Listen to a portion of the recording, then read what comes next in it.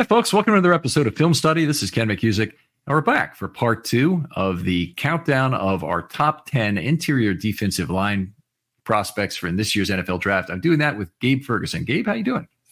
Hey, Ken, I'm doing great. Thanks for having me on the show. Okay, always a pleasure to talk football with you. As you know, Gabe, part one, just a roller coaster of guys that were either not on lists and on list, or guys who we had at like 10 and 4. So go back and take a listen to that. Some very good opinion, I think, on both sides here about why players were liked and less liked. I think Gabe, I let him explain it, but I think he's more into pass rush characteristics. Yeah, that's definitely when I have a doubt about one player or another player, and if there's an opportunity to have more upside in the pass rush department, I'm always going to lean that way, because I think it's just harder to find that in the NFL and the defensive tackle, and it's a more valuable ability when you can be that presence in the interior to get pass rush. It really makes a big difference on the field. So that's what I'm looking for, especially on the lower tier end, where you're looking at a mid-round pick trying to get upside. For me, that means pass rush. So that's kind of where I was focusing my attention. Very difficult to disagree with that at all. I think there also were some big guys who had good pass rush potential in this draft. I had some of them on my list. McKinley Jackson was on my list, not on yours. And I'm trying to think. I had Chris Jenkins and Rook Orororo much higher on the list than you did, but both on your list, of course. And I think it's interesting listening. Hopefully you go back and listen, because we talked about those players already. We still have some other ones to talk about, but before we do that, and we're going to cut off at my number 7 pick, let's talk about some honorable mentions who didn't make your list, maybe, but just name one guy you kind of like. If I have anything to say about him, I will, and maybe where he would represent value for the Ravens, if you want to talk about that. So the guy who was immediately outside of my top 10 was Mason Smith out of LSU, who is a player that to me is like the quintessential like upside play. He has incredible size, length, really good flashes of high-end play, but just inconsistency in his game. So I think he's a younger guy too. Let me check on him real quick. He's a while you're doing that. But yeah, I loved him too, and he was my number 12 guy. So Leonard Taylor, who you kind of convinced me I probably had left out of the top 10 improperly, and largely due to age. Mason Smith was my number 12 guy. So love him in the 5th round if the Ravens could get him there. Where would you like him? Yeah, I think 5th round would be a good spot for him, and I think that at that point the upside with the size and the just ability to kind of do the things he does at that size in terms of movement skills, I think it'll be hard to pass up. And my feeling about it is if that's not the player you get in the 5th round, don't worry about it. There'll be another value pick you can. So if you say, well, Mason Smith's going to be going early in the 4th round, well, you might be right, but a lot of players drop, and all you need is one good high value drop for the Ravens to pounce on him as a BPA. If you fall in love with one guy, then you're being a need drafter, and we don't really want to do that. That's not the Ravens way. I think it's, and certainly would not be how I'd be looking to try and extract value from the draft. Let me give another guy I like. I like Tyler Davis of Clemson. 5th round pick, 6th round pick, probably. I'd be okay with either. And there aren't too many guys that I definitely want to waste a draft pick on, but Davis is one of them.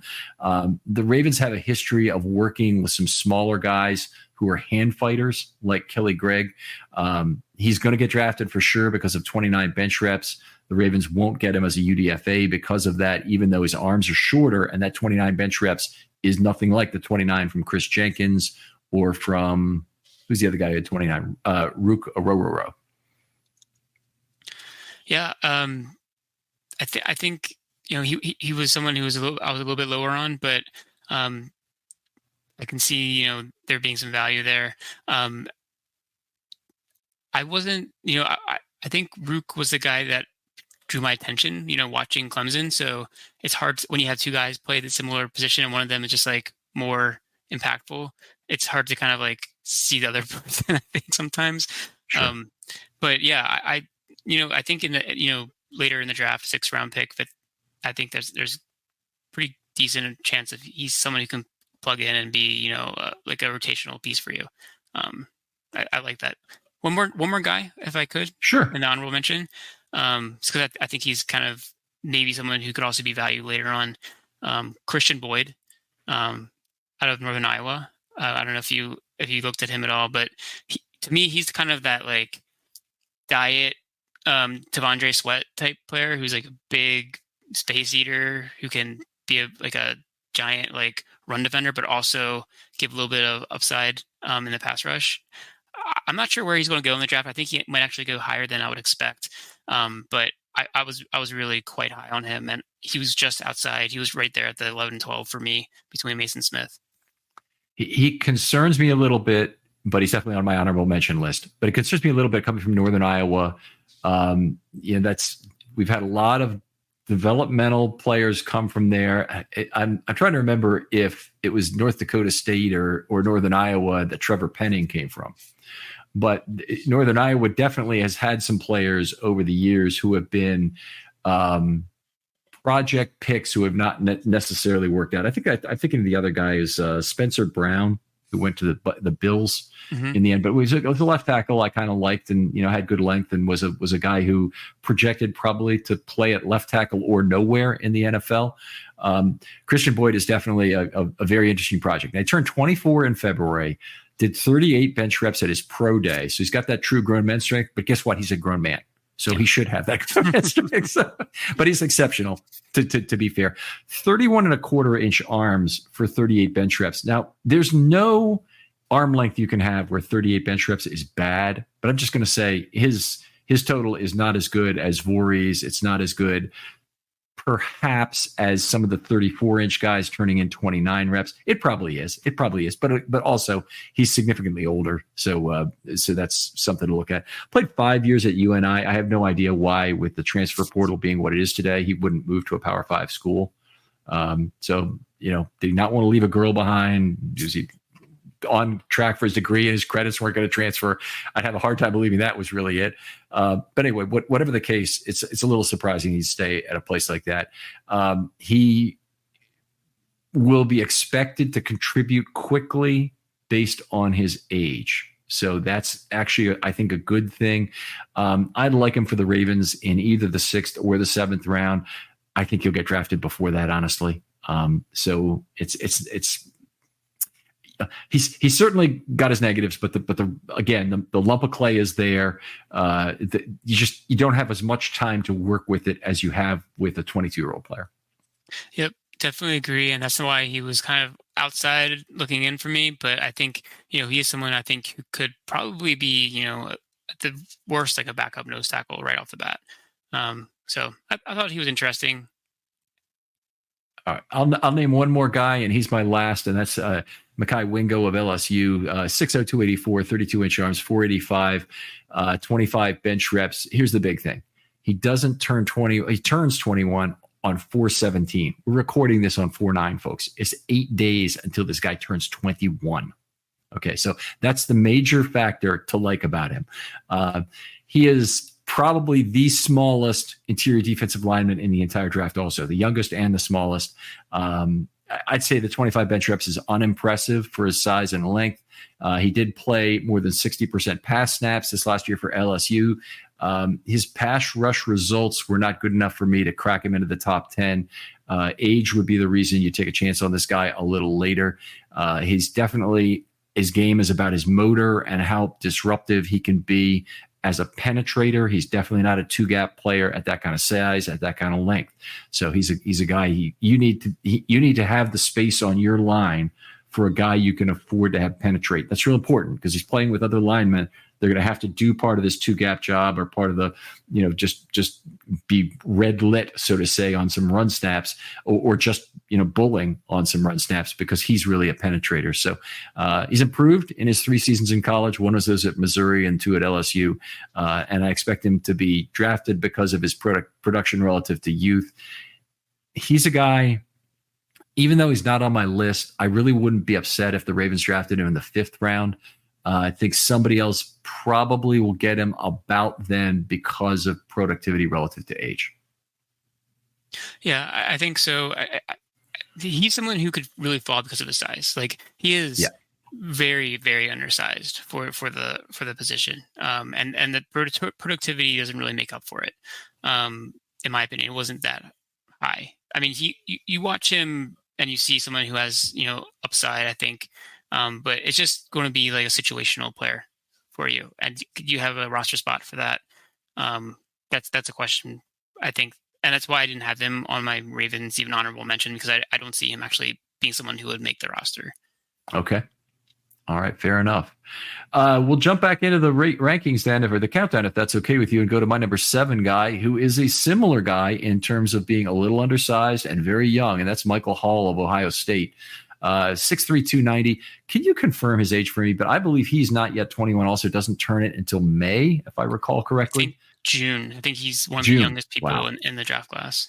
Wow. Okay, 33.5-inch arms. Played rotation at Ohio State.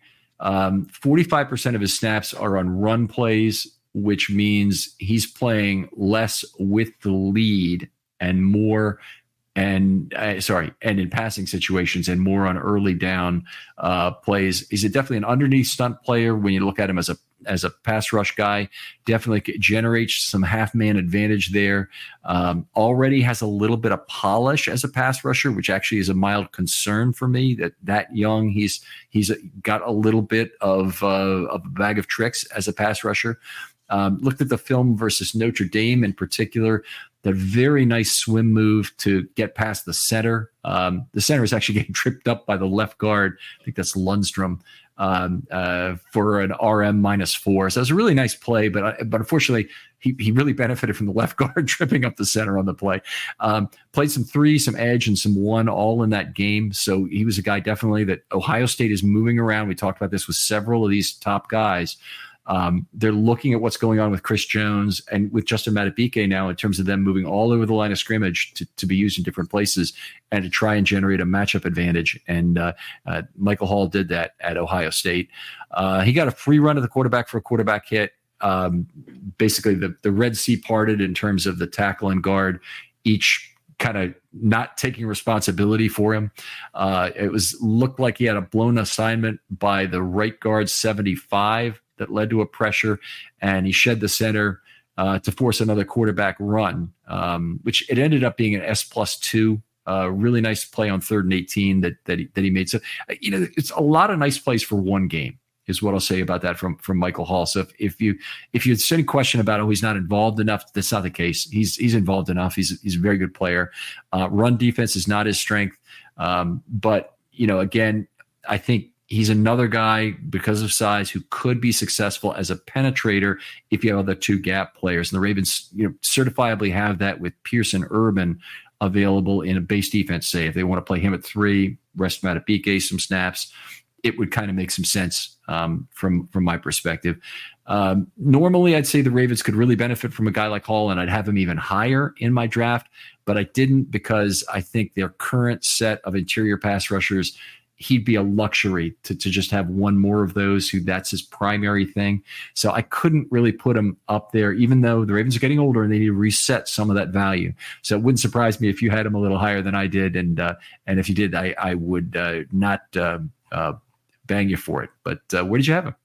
Yeah, so this is another one where we had the players at the same position but swapped. I have him as 3 on my board. I just there's this plays from him where his quickness and his first step and his ability to win in the pass rush it's pretty rare. He looks like someone who can come in to like an NFL team and be an immediate situational pass rusher and be an effective one at that. And we talked about his age. He's 20 years old. He's not turning 21 until I think June. He's, I think, already, like you said, kind of a little bit polished in his ability to win as a pass rusher in terms of some of the moves he can do. There's probably only a couple of guys in this class who I feel better about in terms of where they are in terms of an overall ability to rush the passer, from like the ability to show different types of moves, to win with quickness, to win with speed, to win with power. His athletic profile, extremely impressive. He ran a 4.75 at his pro day. Wow. For someone who's, I think he weighed in at 290, 299, 6'2.5", ran a 4.75, 33.5-inch arms. Just really the entire athletic package, the profile you want from that type of player. Just the way he moves is just really impressive. So I was a little bit hesitant to put him up that high because there's other players in that range who's like, oh, they have more experience, they have a little bit more upside as a run defender, but I've kind of gone down that same path of I'm prioritizing the pass rush, and I think where you could potentially get him, I'm not sure. I think he might go another player who might get a little higher than expected, but if he's there in the second round, that's where I think you might even consider him, just because of all of the metrics that you look at. Pass rush win rate, Pro Football Focus has him at 18.3%. That's outrageously good. Kind of an absurdly good number for a pass rusher. It's just it's hard not to kind of like what he's able to do. So that's my spiel. That's why I had him so high. And I think that there's a lot of upside with him. I understand the Ravens don't necessarily need somebody who come in there right away, but I think, if you have him, maybe you move him out to defensive end a little bit. He has some of that scheme versatility, like we talked about with Brandon Dorlus. I think you can work with having a player like that with that athleticism, and you find ways to use him on the defensive line. So just to be clear about that, the pass rush win rate will have other pass rush wins that do not result in pressure. Yes. So I go by pressure rate usually, and his was 12.7%. It's a meaningful percentage of that, but I actually say that's a lower than normal percentage of pass rush win rate that results in pressures. So there were guys that had a pressure rate up to about 16.5%. And how you get that is you take his total pressures, which were 29, divide that by 228. It was just the total pass rush snaps he had. And that's where I got to 12.7%. So anyway, I know it's a different metric. It's usually the one I calculate. And by the way, if you're not doing this with PFF, their stuff is CSVable. So you can take it outside. You can work with it in a spreadsheet. You can compare 200, 300 players if you want to, and you can calculate the things they don't give you directly, like yards per target for cornerbacks or receivers, and get some of that useful information. You can figure out where the medians are with regard to this, but it's very easy to work with when you pull that information out of there. So I still find it probably the most useful single source in terms of it. And a lot of the numbers where there's varying things, like for missed tackles, with different rates for different systems. Pro Football Reference is famously much less strict on missed tackles, and so they assign less of them. I just want one consistent source is all. I don't even care what it is. I just want one consistent definition being applied, and I think I get that from PFF. So I typically use their numbers. All right. So you had a much higher. Now we're going to the top 6 right now, and as I'm counting it through, I think we might only have 3 players left to talk about, which is interesting. But your number 6 guy, and I think we had switched 10 and 6 guys. So your 6 guy was? My 6 guy was Dwayne Carter. Okay, I had him at 10. We go back to the first pod if you want to hear the difference of opinion on that. And it's not dissimilar at all from the 10 versus 6, where I had 6 was Tavondre Sweat of Texas, and you had him at number 10. Yes. Okay. The number 5 guy is a new one for me. Who's your number 5 guy? So we talked about my number 5 was Brandon Dorlus. Okay, and he was 8th on my list. Like him as a player, certainly would be very happy if the Ravens got him. The number 5 guy on my list, it's not that I think this guy is a bad player. I just think he's been tremendously overhyped draft so far, largely because of what happened at the combine, and that's Braden Fisk of FSU. And I see him drafted early in the second round. It seems like a tremendous overdraft to me in terms of where he might go. I think he's a second round player, but probably late second is where he belongs. 6'4", 292, 31-inch arms. Obviously, that's one of his shortcomings. It's 478 40. The bench of 26 for his arm length is not impressive. It's really just actually pretty poor. He turned 24 in January. So he's a grown man, at the combine with some guys who were as young as not yet 22. So in fact, there's one who's not yet 21, right? There's still a 20-year-old who's turning 21 in May. So yeah, two guys here. Two guys. Yeah. One guy's 8 days away. Yeah. So played 6 years of college ball. I know they talk about a high football IQ. I see a good get off. There's some natural penetration. Like a lot of the top 10, he's another guy who got moved around by Florida State a lot, trying to find opportunities for him to probe the offensive line from various points on the defense. And so that versatility has been one of the other kind of overhyped things about him. He's a pretty good defensive lineman. It's not like I don't like the guy. It's not like I wouldn't be happy if the Ravens got him in, say, round 3. Be thrilled if the Ravens got him in round 3, frankly. But I just don't love him like that. The cut up of BC includes a pretty bad missed sack. He does frequently get double teamed, despite the fact he gets moved around. That's a good thing. Other teams are really having to account for him. You got to give him points for that, even when he's not getting through, if he's getting double teamed on a very regular basis. But look at the guard who's nearest to him and the ants in the pants he gets relative to a player like Fisk, or for that matter, a Rowe or Chris Jenkins, or a lot of the other players we've talked about who had this characteristic going through of being a guy that other teams are very worried about. 15.3% career missed tackle rate, much too high. Really bad for a lineman. He's been over 10% for all 5 of his college seasons, so he's been consistently bad in that category. He has a solid rate of pressures, 12.5% career. We just got into a little bit of discussion there about 12.7 relative to 18, but 12.5 as a pressure rate is quite good, and that was one of the certain pluses about him. I think he's not worth a 2 for the Ravens. He could rotate as a pass rusher. I think he falls into their bargain range in round 3. And I know there are people who probably fell in love with Braden Fisk at the combine because he got so much attention there. I look at him. I think there's a lot of hype and less substance, although I think I still like him enough to put him number 5 on my defensive line group. I was pretty similar with you. I think all across everything you said, I have him at number 4. I was a little nervous about having at number 4. I thought he might be better at potentially at 5. Who was Brandon Dorlus for me? I think I like the versatility of Dorlus's game a little bit more. And for me, the 2 red flags with Fisk, you already discussed them, but it's the short arms. 31-inch arms is probably 2 to 3 inches shorter than a lot of the players we've talked about, and he's 6'5", so he's tall and long but has short arms. So maybe having the long torso might help him out a little bit to alleviate some of the length issues with his arms, but it's not ideal. And then the age, someone who's already 24. We talked about players who are not even turning 21. He's 24 years old. He's already developed physically. He's had the chances to kind of develop his game. Hey guys, I want to tell you about the Eufy Video Lock, because when I'm not podcasting, my day job is a smart home specialist, and the Eufy Video Smart Lock is perfect. This is what you guys need to go get. It replaces the deadbolt on your door, so now you can come home without fumbling with keys.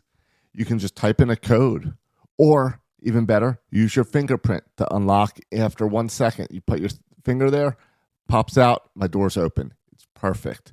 It also is an integrated video doorbell. We've all seen the video doorbells. We all know the ones that are out there. I've seen many of them get stolen. No one's going to steal this because it's your door lock. It's impossible for them to steal. There's no monthly fee. Other ones do. But this one, it'll record locally, so you never have to pay if you don't want to. The battery, it lasts up to 4 months. Plus, it notifies you ahead of time. And I mentioned earlier 1 second fingerprint recognition. No, I meant 1 second till it opens. The AI self-learning chip will learn your fingerprint even faster, and then it opens up. Completely keyless entry. No more keys. And I know I set this up as I'm a smart home specialist, but anyone can install this. All you need is a Phillips screwdriver. That's it. And then you're done. Guys, I love this product. Make sure you check it out. Now, here's the easiest thing to do. Just go on to Google or whatever you prefer and search Eufy Video Lock. That's EUFY Video Lock. or visit eufyofficial.com/video lock to see how you can gain complete control of your door, just like me, just like Ken.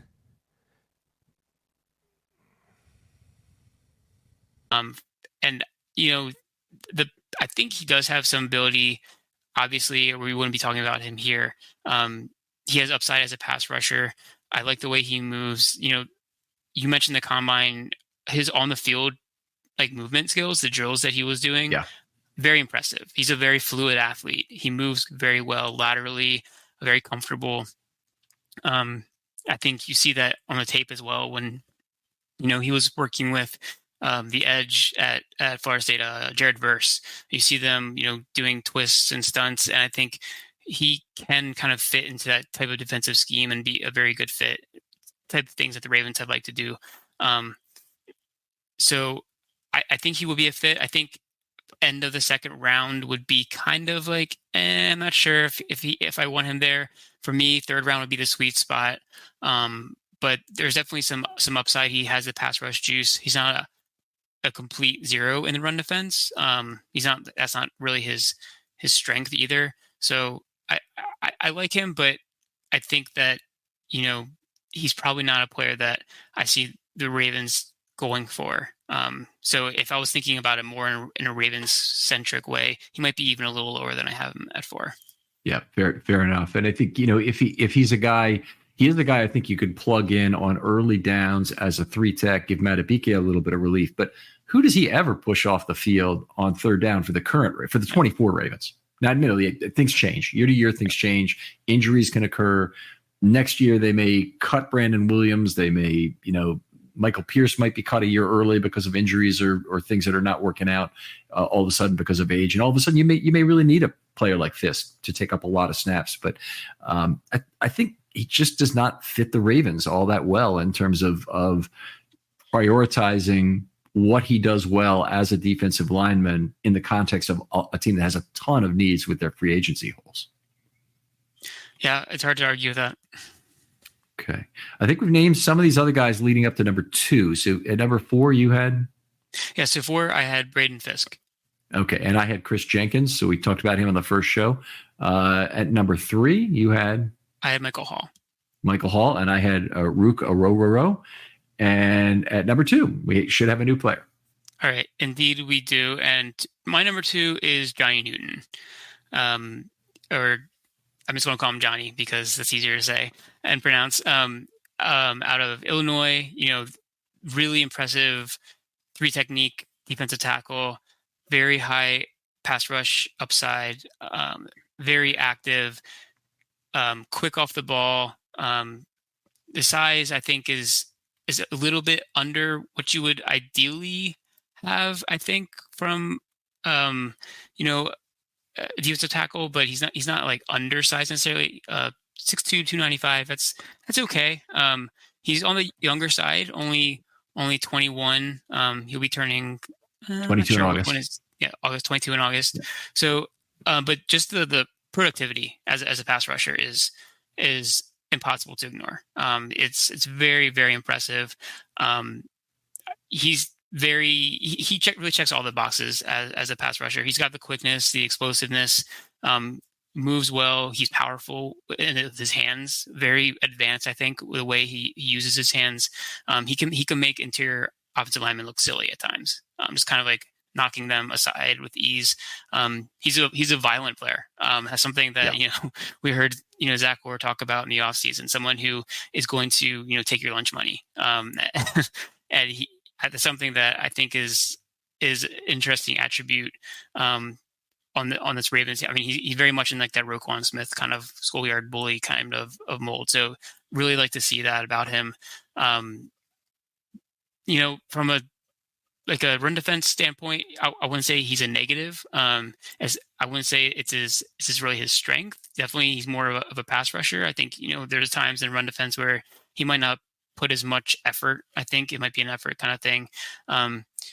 He does play a lot of snaps, on a team that wasn't loaded with defensive stars. He's up there pushing the snaps compared to some of the other players who are more rotational. So that might be a part of that too. But overall, I think he really is the complete package. He's one of two players in this class who have a first-round grade on for defensive tackle.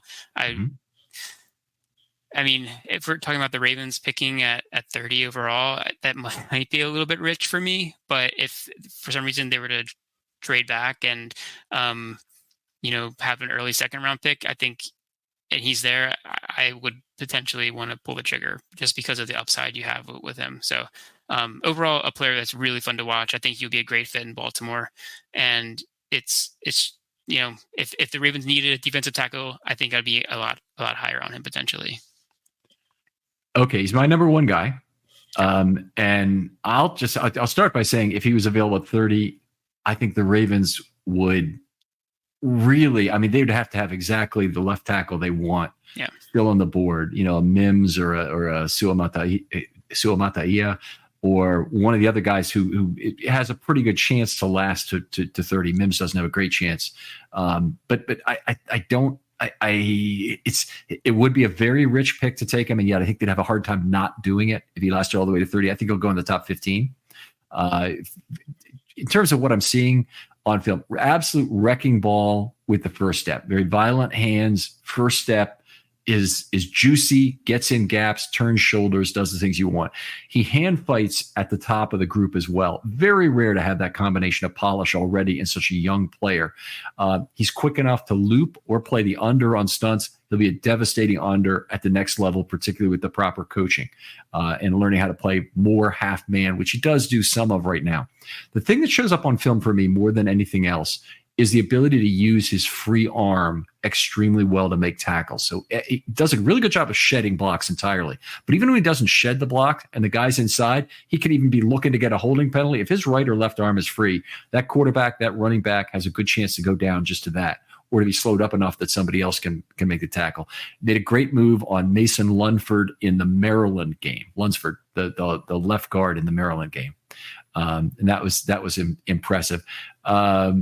Not exclusively a bull rusher like some interior defensive linemen. You definitely see good half man moves and a high motor in pursuit. It's like you're taking somebody's name in vain to say he's the Aaron Donald of this draft. I'll just say he's the closest thing to Aaron Donald in this draft.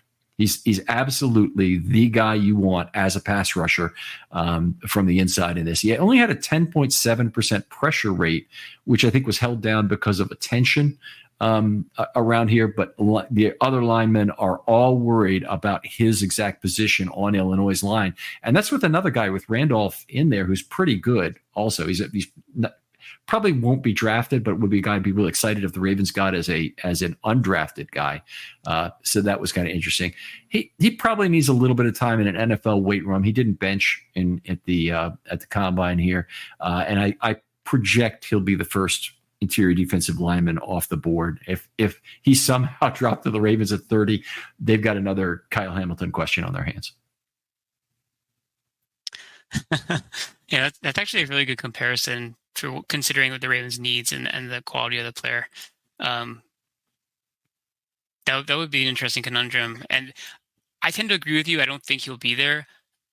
I don't think he'll be the first defensive tackle off the board. I think we have one more player to talk about who I think might be there.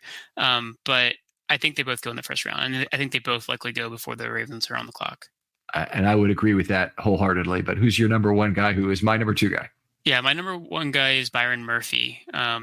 And, to a certain extent, it's a little bit of picking nits between them because I think they're both very, very good players. They're both about the same age. They're both 21. They'll turn 22, I think, in a couple months. Byron Murphy had, the advantage of playing next to a Tavondre Sweat on a defensive line. So I think that might help him out a little bit. That's not something that Johnny Newton had. He's a little bit more.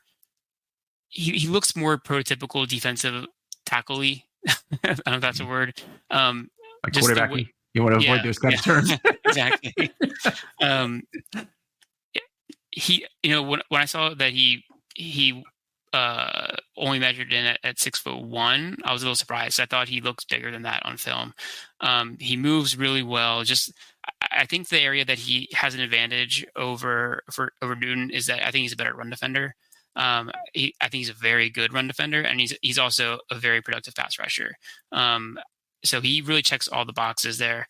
The only thing he doesn't have is that elite size. He's a little bit undersized, as I think is a theme generally for this entire draft class. I think the defensive tackles, they're a little bit under kind of prototypical. You don't have any of the kind of freak show 6'5", 315-pound guys who run 4.7s. That just doesn't exist in this draft class. So you're really looking for kind of the athleticism, the ability to kind of take on blocks, shed blocks,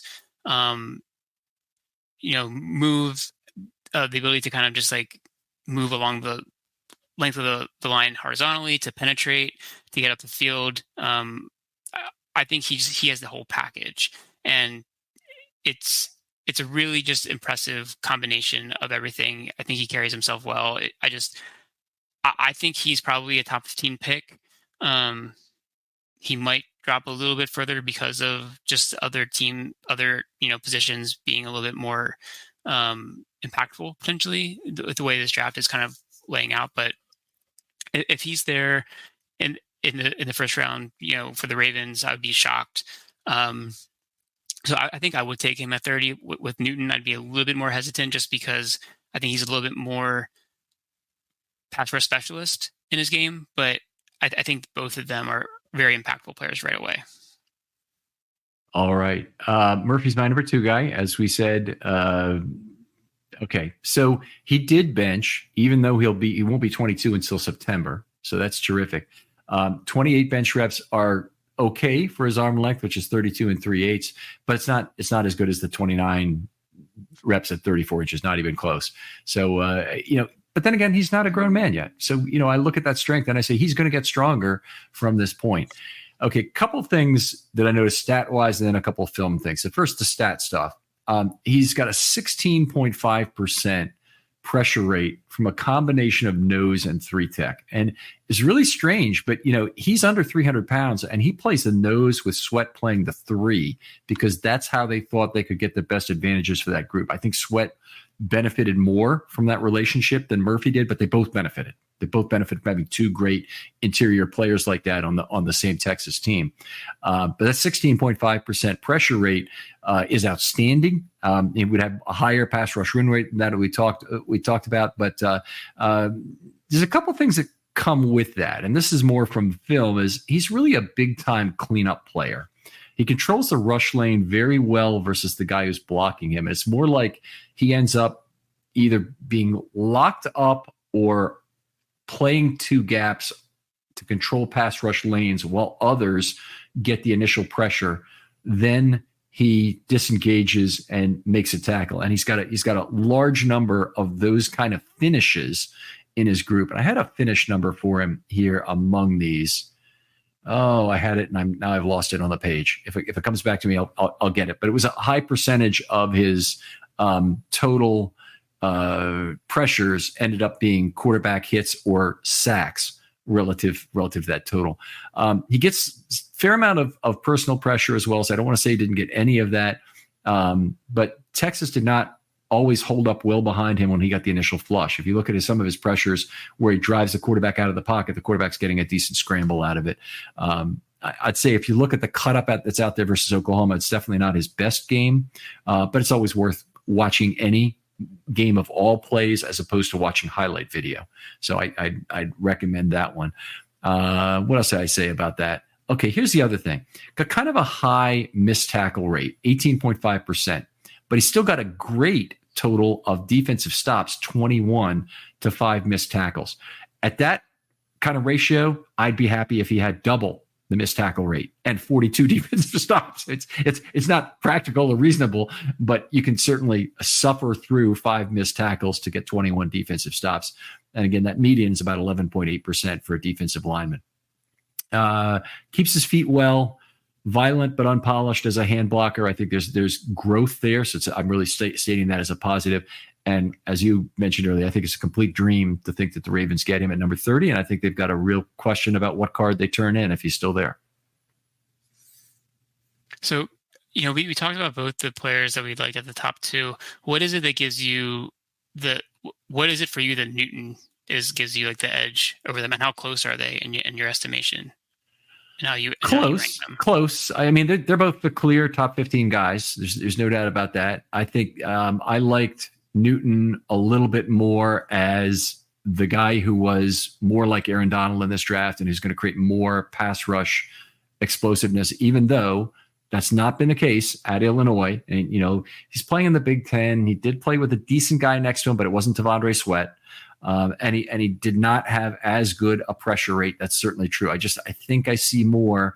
And this is potential for evaluator arrogance coming up with a statement I'm going to make here. I think I see more in terms of the first step and the violence of his hands from Newton than I do from Murphy. And they're similar age, right? 22 in August for Newton, and Murphy is 22 in September. So very similar in terms of age. That's not the character. Both of them great value there, by the way. But yeah, I would admit it's close. Okay. Yeah, I was just curious. I would be happy with either one of them. I think first round pick, it's tough given the Ravens' other needs, but I think at that point in the draft, they're probably both value picks there. Like you said, Kyle Hamilton type situation. You have other things that you would like there, but if that's the best player by a wide margin, then that tends to be the Ravens' direction. I think when they've made mistakes in the draft, they have drafted more for need. Loading up on very talented players, especially in the trenches, I think is something that in the long term is always going to benefit the team. Right. You do have to be a little bit careful when the Ravens in particular, a very high percentage. Well, it's true of every team. A high percentage is your value is in that very first pick. The Ravens do have some compensatory picks. They have, 9 picks this year. So they've got a little bit more in terms of some flexibility, maybe in the later rounds, but no matter how you slice it, that number 30 pick is a high percentage of the total value in the Ravens draft. So whatever they do with it, whether it's trade back or use it, they need to get value and they need to address needs with it as best they can.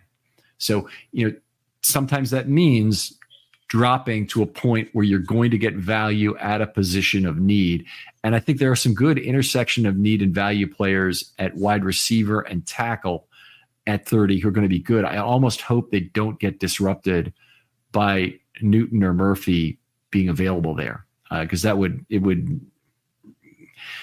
just cause a lot of stomach acid, without maybe it'd be still the correct move, but it would still cause a lot of stomach acid to have a guy picked who is a BPA on a team with so many needs. Yeah, I think for me, especially if there's an offensive tackle that is sitting there, that's someone that you think is, a good value of that position to go defensive, especially defensive tackle. I think that would be a little bit of a hard pill to swallow. But I could see it, just being a player that's rated higher. It just depends on how the board falls. But it was a wide receiver. It would depend on the receiver, but I actually think I might even go defensive tackle over receiver, given depth of the receiver in this class. I think you can get quality players third, fourth round that can come in and contribute. And to me, I don't want to get too much on a tangent. I just don't think the Ravens need another round 1 wide receiver right now. They're going to need players at that position. But I think that they can find players who can be complementary based off of what other offensive weapons they have currently on the roster. So that's a position personally I'd rather see them wait a little bit. But I know there's conflicting opinions about that. We had what I think is a really great show on the wide receiver was with James Ogden at NFL Ogden, and he had some great thoughts. Our big difference of opinion was over Keon Coleman. He likes him a lot more than I do, but we had others too that were small differences. Agree completely on the top 3, so that wasn't an issue. Yeah. When you're talking about the guys who could be available at 30, there are quite a few, and it could be that moving down would be a great choice for the Ravens at that point. I guess let's just finish up by asking you this. What's the percentage chance you think the Ravens trade down? Okay, trade up, trade down, or take the pick at 30. Give me a percentage for each. And I'm going to make mine while you do that. I'm going to say, let's start with trade up. I think it's very low, probably 5%. Okay. I don't think I mean, because I kind of see the draft as being tiered, and I don't think the Ravens are going to get one of the top tier players at 30. So I think it kind of flattens out, and I don't see the need to move up where they're at. So I think it's going to be a low percent chance. Trade down, I would say, is a much higher percent. I would say probably 30-35% chance they trade down. Exactly the same numbers. I just want to say that exactly the same numbers, and I'm sure your reasoning is going to be just as good too. But go ahead. Well, I think we talked about two of the major positions: offensive tackle, wide receiver. I think cornerback too. I think you look at those three positions. I think it's kind of a number of players who fit in that range. It makes sense if you have 6-7 guys trade back 6-7 positions, maybe even 10 positions. You're likely still going to get one of them. And you accrue some draft value. So that makes a lot of sense for me to trade back there. And normally I think the Ravens always explore that. It's just whether or not there's a trade available to them. Because I think when that trade is available and it makes sense, they like to do it. Okay. All right. I literally exactly the same numbers, 5, 65, and 30. Was right down for the three. Anyway, not really surprising. Gabe, always a pleasure talking football with you. It's a great discussion. Appreciate you taking as much time out of your evening as you did tonight to do this. And not only do I like these shows because I want to try and produce high quality content, but I like these shows just because I enjoy talking to the people about the draft that I've got on this year. There's just a great selection of people, and you really delivered the mail with this one in terms of giving us some high quality discussion of the IDL. Tell folks where they can talk football with you online or read any of your work or whatever it might be. Yeah, thanks, Ken. It's really this has been fun, and I likewise. I really enjoy these conversations that we get to have. Draft is one of my favorite times of the year. So mostly I'm putting my thoughts out on Twitter. You can find me at Gabe Fergie, and it's this is always exciting. The potential, all of the rumblings and the rumors, and I find it really interesting. And this is the time where you have the most optimism, going into the next year, especially, after all those fun day 3 picks. So I'm looking forward to talking a little bit about the draft. I'll be definitely being very active around the draft time. So, look me up on Twitter, and I'd love to talk to anybody, talk about the players we talked about tonight, or, any other position. I'd like to, have a conversation back and forth about it. All right. Outstanding. Other folks out there, if you'd like to be on a Film Study Short, hit me up. Topics are wide open for the rest of the off season. If you want to do a recollections piece on one of the Ravens that was one of your favorites, and maybe a favorite second tier player or role player that you really appreciated who they were, that's a great guy to talk about. Just maybe think of 2 or 3 really nice moments. It could be personal. It could be relative to the game, but however you want to discuss it, that's fine. Just DM me. They're always open on Twitter, and you can pick your player. And I'll set it aside and we'll schedule it sometime for after the draft, but I'll be playing those until camp starts, roughly. So we'll have an opportunity to record here still for a couple of months. Gabe, thanks again for coming on. Thanks for having me, Ken. And we'll talk to you next time on Film Study.